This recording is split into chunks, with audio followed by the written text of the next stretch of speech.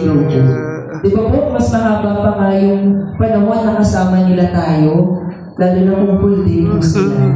No, majority of their time kasama po tayo, lalo kapag nag-extend po sila. So, napakalaki po ng naitulong natin sa pagbubuo at pag-develop ng mga bata ito. And kids, to your parents and guardians, let's give them a warm round of applause. Palakpakan po natin sila. Malakpak yan, tulog sila. Malakpak. And to our dear parents and guardians, this achievement is also yours. Sa inyo rin po ito. No? For your sacrifices and support, nandito tayo ngayon para ipagdiwang ang tagumpay ng inyong mga anak. Kayo ang nagsilbing cheerleaders and safe haven ng mga batang ito. And of course, since educator din po ako, parents and guardians, teachers and admins, no?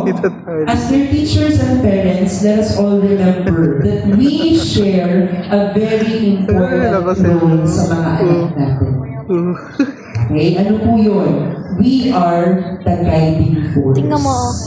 Wala ka tingin sa atin. We are the guiding force. Sana, sama-sama natin ibigay sa kanila yung best support na para sa kanila para matulungan natin silang maging best version of themselves. Let us guide them, since guiding force tayo. Guide them, gabayan po natin sila to make better decisions in life. Ipakita po natin sa kanila yung tamang daan. No? Samahan sila kapag sila ay naguguluhan. No? Pero tandaan natin, parents, guardians, and teachers, we are just their guides.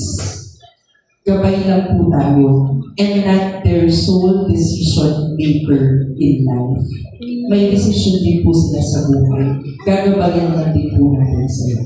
Hello. Okay? So, ang natin ay magbigay ng liwanag, magturo ng values, yun po ang pinaka-importante, to develop their characters, to become a better person, and encourage them to own their journey. So, in this shared responsibility, we will be able to see the most rewarding reward. May bata next to him.